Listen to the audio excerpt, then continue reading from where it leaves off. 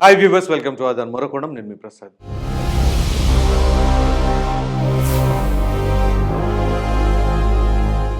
ఆంధ్రప్రదేశ్ రాజకీయాల్లోకి రేవంత్ రెడ్డి, షర్మిల. ఏంటి ఆశ్చర్యంగా ఉందా?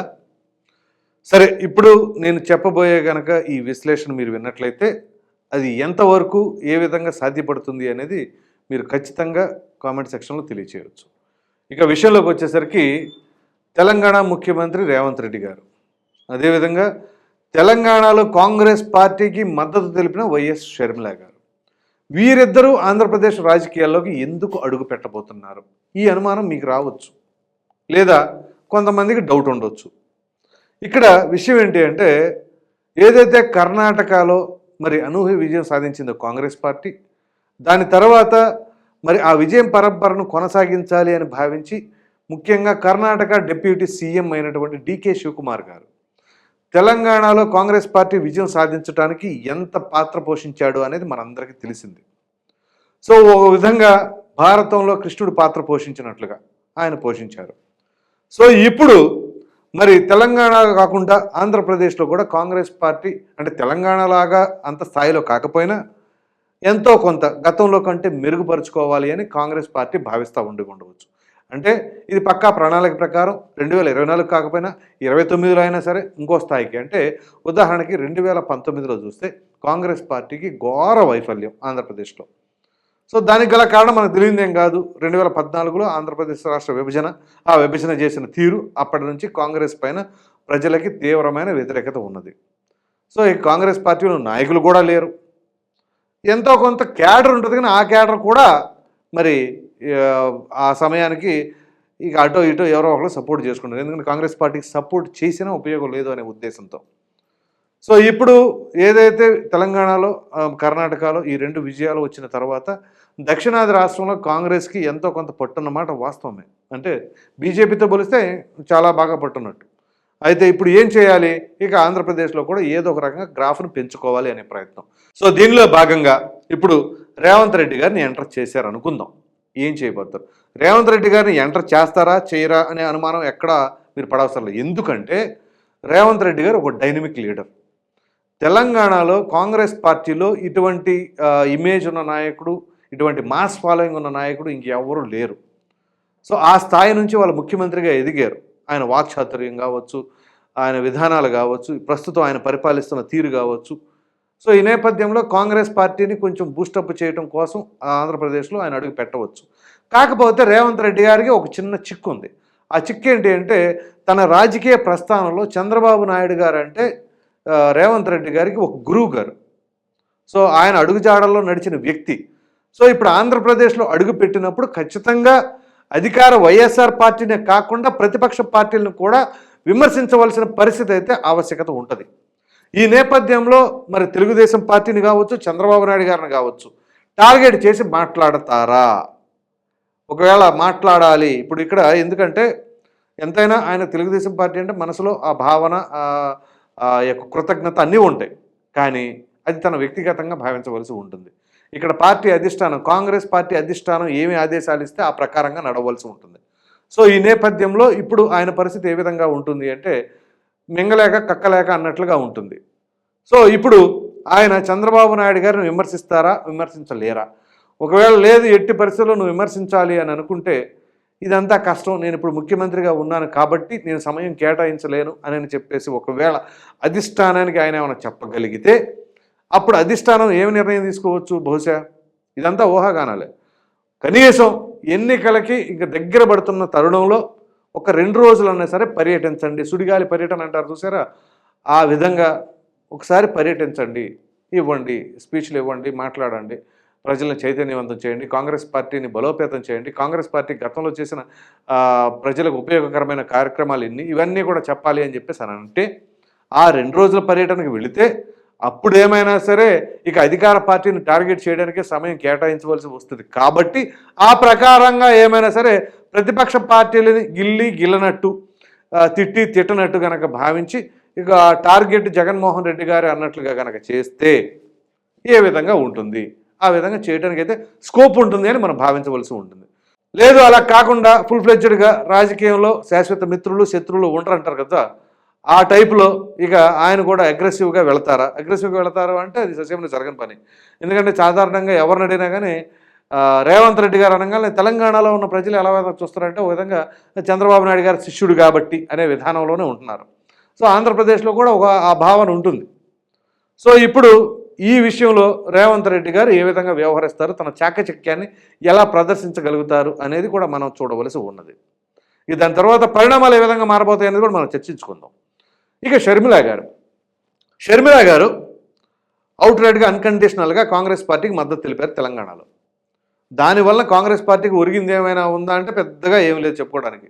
మహా ఉంటే ఒక్కో నియోజకవర్గంలో ఒక 100 ఓట్లు ఉంటాయి బహుశా, ఇంకొన్ని చోట్ల అయితే అది కూడా ఉండకపోవచ్చు. సరే ఏదేమైనా ఆవిడ గ్రహించి పోటీ నుంచి తప్పుకున్నారు, అది ఆవిడకే బెనిఫిట్ అనుకుందాం. సో ఇప్పుడు దాని తర్వాత ఏమన్నా షర్మిల గారికి కాస్త కోస్త బెనిఫిట్, రాజశేఖర రెడ్డి కుమార్తెగా, జగన్మోహన్ రెడ్డి గారికి చెల్లెలుగా ఆంధ్రప్రదేశ్లో ఒక మంచి చరిష్మా అయితే ఉంది.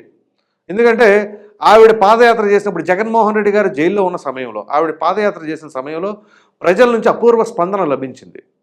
అయితే ఇప్పుడు ఈవిడ పరిస్థితి కూడా ఇరకాటంలో పడినట్లుగానే ఉంటుంది. ఎందుకంటే అన్నతో విభేదాలు ఉన్నమాట ప్రతి ఒక్కరికి తెలిసిన విషయమే. సో అందు గురించి ఆవిడ తెలంగాణ రావడం, ఇక్కడ పార్టీ పెట్టడం, అఫ్కోర్స్ ఆ పార్టీ పరిస్థితి ఏ విధంగా ఉందో తెలుసు. ఇప్పుడు మరలా కాంగ్రెస్ పార్టీలో ఆవిడ కాంగ్రెస్ పార్టీకి సపోర్ట్ చేస్తున్నారు కాబట్టి కాంగ్రెస్ పార్టీలో డైరెక్ట్గా లేకపోయినా సో ఇప్పుడు ఆవిడని ఉపయోగించుకోవాలని కాంగ్రెస్ పార్టీ భావిస్తూ ఉంటుంది.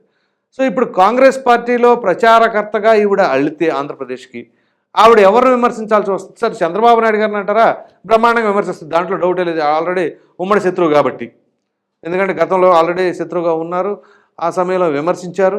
పైగా అప్పుడు జగన్మోహన్ రెడ్డి గారి తరపున ఆవిడ తిరిగారు కాబట్టి జగన్మోహన్ రెడ్డి జగనన్న వదిన బాణం, జగనన్న అధికారంలోకి వస్తే బ్రహ్మాండం అని చెప్పేసి ఆవిడ వ్యాఖ్యలు చేశారు. కానీ ఇప్పుడు దానికి విభిన్నంగా వ్యవహరించాలి కదా. ఇప్పుడు ఆంధ్రప్రదేశ్కి వెళ్ళిన తర్వాత కాంగ్రెస్ పార్టీ ఎజెండా ప్రకారం మాట్లాడాలి, కాంగ్రెస్ పార్టీ రాష్ట్రానికి ఏం చేసిందో చెప్పాలి. అఫ్కోర్స్ విభజన గురించి ఎత్తకుండా మిగతా అంశాలు చెప్తూ ఉంటారు. అదేవిధంగా ఇప్పుడు ఈవిడ విమర్శించవలసింది ఎవరిని? అధికారంలో ఉన్న వైఎస్ఆర్ పార్టీని. అధికారంలో ఉన్న వైఎస్ఆర్ పార్టీని టార్గెట్ చేస్తే జగన్మోహన్ రెడ్డి గారి పైన ఏ విధంగా విమర్శిస్తారు?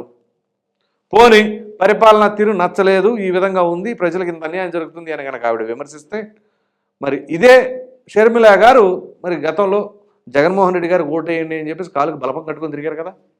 మరి అటువంటి క్రమంలో అప్పుడు ఆ మాట ఇప్పుడు ఈ మాట చెప్తున్నారు, ఏంటమ్మా మీరు అని చెప్పేసి ప్రజలు అనుకోవడం అంటారా? ఖచ్చితంగా అనుకుంటారు. అయితే ఇక్కడ ఈవిడికి కూడా ఒక స్కోప్ ఉంది. అదేంటి అంటే మేము జగన్మోహన్ రెడ్డి గారు మా అన్నగారి పరిపాలన బ్రహ్మాండంగా ఉంటుంది అని చెప్పేసి ఊహించి అప్పుడు మద్దతు తెలపమన్నాము, కానీ నేను అనుకున్న స్థాయిలోనో లేదా ప్రజలు కోరుకున్న స్థాయిలోనో పరిపాలన లేదు కాబట్టి ఇప్పుడు విమర్శించవలసి వస్తుంది అని చెప్పేసి చేయవచ్చు. ఇది ఒక తరహా.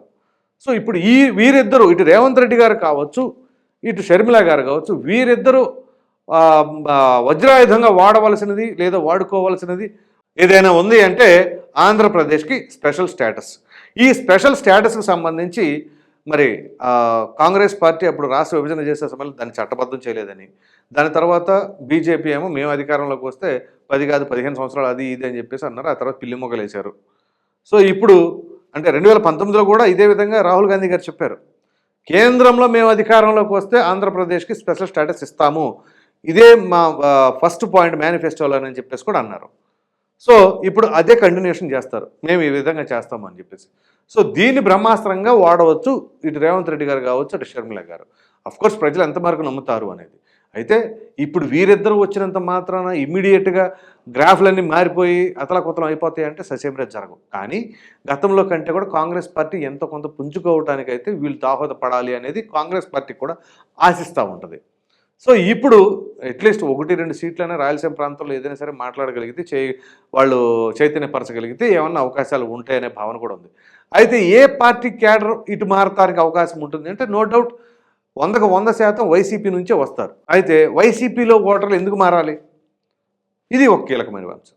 సో ఇప్పుడు వైసీపీలో ఏదైతే బాగా జగన్మోహన్ రెడ్డి గారన్నా రాజశేఖర రెడ్డి గారన్నా అభిమానం ఉన్న వాళ్ళు, వారిలో ఇప్పుడు జగన్మోహన్ రెడ్డి గారి పరిపాలనా తీరు నచ్చక, ఆ విధానాలు నచ్చక, తీసుకున్న నిర్ణయాలు కూడా వాళ్ళకి ఇబ్బందిగా మారడంతో వాళ్ళు ఏమైనా సరే అటు తెలుగుదేశం పార్టీ అంటే ససేమిరా ఓటు వేయలేక ఇక ప్రత్యామ్నాయంగా మాకు ఎవరున్నారు, ఎవరికి వెయ్యాలి అని కనుక ఆలోచనలో ఉన్న వాళ్ళకైతే అప్పుడు వాళ్ళకి షర్మిల గారు లేదా కాంగ్రెస్ పార్టీ ఒక ఆప్షన్గా మిగులుతుంది. అప్పుడు షర్మిల గారైనా మరి రాజశేఖర రెడ్డి గారి బిడ్డే కదా, సో కాంగ్రెస్ పార్టీ అంటే రాజశేఖర రెడ్డి గారి పార్టీయే కదా, అంటే రాజశేఖర రెడ్డి గారు ఒకప్పుడు ముఖ్యమంత్రిగా చేసిన పార్టీయే కాబట్టి ఆ పార్టీకి మనం చేయొచ్చు. అందులో ఈ ఓటింగ్ అంతా కాంగ్రెస్ నుంచి ఇటు వచ్చిన వాళ్ళే కాబట్టి ఇటు నుంచి అటు వెళ్ళడానికి పెద్ద విషయం ఏమి ఉండదు. పైగా ఇక్కడ కీలకమైన అంశం ఏంటి అంటే రాజశేఖర రెడ్డి గారి కోరిక ఒకటి ఉంది.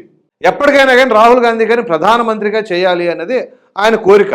సో ఆ కోరికని అయినా సరే తీసుకొచ్చి ప్రజల్లోకి ఇది నాన్నగారి కోరిక, రాజశేఖర రెడ్డి గారి బిడ్డగా దాన్ని నెరవేర్చాలనేది నా యొక్క కర్తవ్యం అని చెప్పేసి ఈవిడ నా బాధ్యత అని చెప్పేసి ఆయన చెప్పగలిగితే అప్పుడు ఏమైనా కొంత ట్రాన్స్ఫర్ అయ్యే అవకాశం ఉంది.